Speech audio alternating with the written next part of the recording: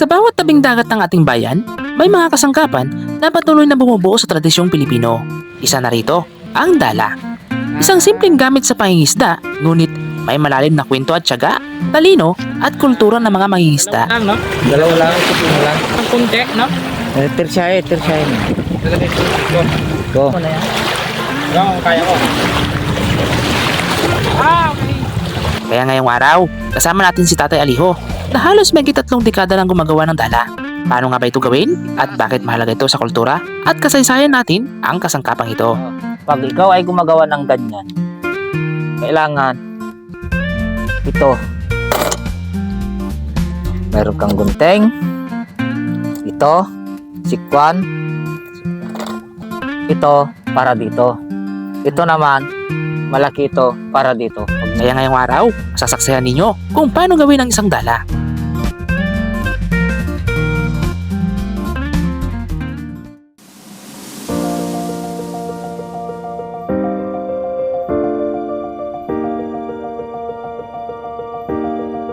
Si Tatay Aliho ang nag-iisang residente ng Barangay Concepcion na bukod tayong gumagawa ng dala sa kanilang barangay. Ayon sa kanya, ang paggawa ng dala ay hindi basta-basta. Kailangan ng sipag, tiyaga at determinasyon. Ito ang umpisa niya talaga. Kasi pag wala ito, hindi mo mabubuo ang isang dala na ganito. Kaya kailangan may umpisa. Nakikita mo? At kung dati raw, mano-manong paghabi ng nylon ang paggawa nila rito. At halos 1 taon raw, inaabot ang pagbuo nila ng isang pirasong dala. Pero ngayon, dahil sa tulong ng modernong teknolohiya, halos 1 araw na lang daw, binubuo ang isang pirasong dala. Nakakabilib naman yon, Tatay. Mga ilang years na po kayong gumagawa nito?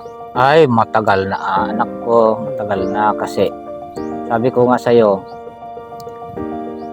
edad pa lang ako ng 7. Alam mo naman yung tatay ko nun ay daladiro yan talaga, magaling magdala, magaling din maggawa. Kung ano yung gawa ng tatay ko noon, yun din ang pinagpatuloy ko.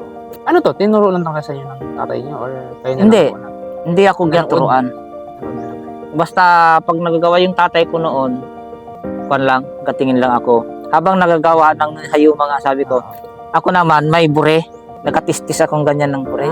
Bure. Para kahit masira, Oo. walang Kasi problema. doon, ang tamsi, mahal. Mahal talaga. Para sa kanya, ang dala raw ay hindi lang basta gamit o libangan. Isa na raw ito sa kanilang pinagkakakitaan at kabuhayan. Nasa magkano naman po ang puhunan sa isang dala? Ang puhunan ng isang dala sa ngayon, nasa 1.4 ito ngayon. At sa tulong ng paggawa nito, nakapagpatapos na raw siya ng isang anak. At ngayon ay isa ng ganap na guro.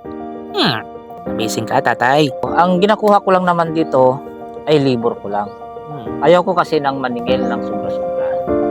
Ay kapag sobra-sobrang singilin mo, bago madali masira ang ginagawa mo, Hindi ka nabalikan. hindi ka babalikan.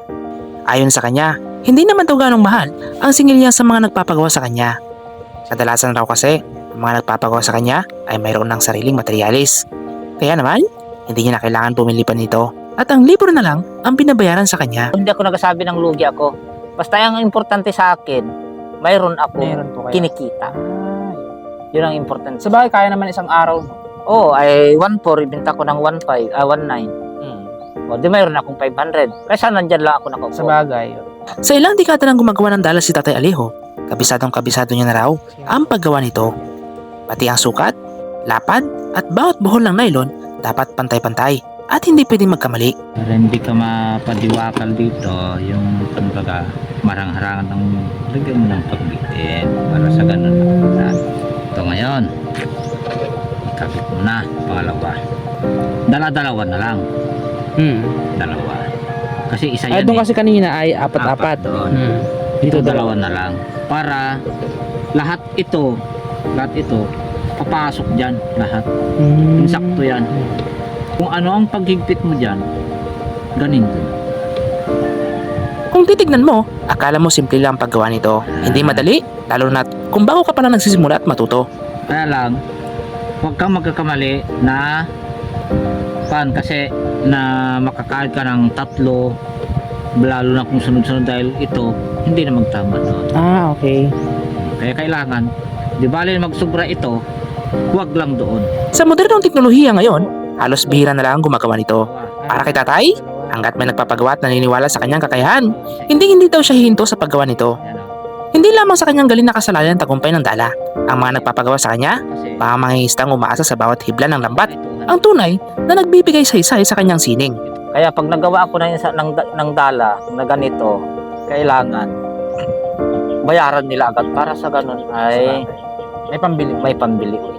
At syempre, bago matapos ang araw na ito, hindi natin papalampasin na hindi natin subukan kung paano gamitin ito. So ngayon naman guys, ay susubukan naman natin yung dala. Tika, mukhang mapapalaban tayo ah. So ito siya guys. Dalawa lang, no? Dalawa lang, ito lang. Habaan mo. Yan, ito to. Yan. Ito. Oo. Tapos, kuha ng kunti, no? Tirsahin. Ito na ito. Go. Kasi sa'yo kanina, kanan sa'yo, di ba? Go kanan. Ikaw kaliwa. Kaliwa. Edi, yung nandiyan sa gitna, yun ang itaas mo.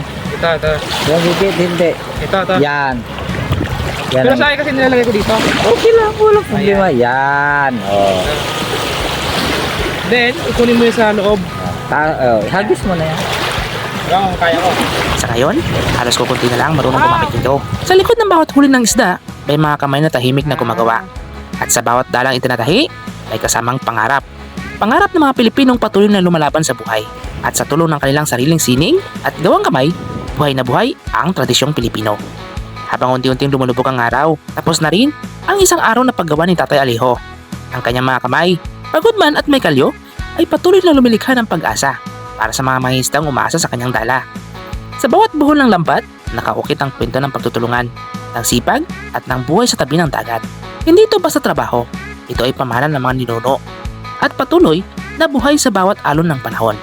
At sa bawat hagis ng dala, sumasabay ang panalangin na sana'y masagana ang huli at manatiling buo ang diwa ng bayanihan at pagkakaisa sa bawat mangingisda. Ang dala, hindi lang lambat o isang gamit, ito ay isang sining at simbolo ng buhay at pag-asa. Ito ang Darwin TV, nagsasabing sa bawat hamon ng buhay, dapat work hard, dream big.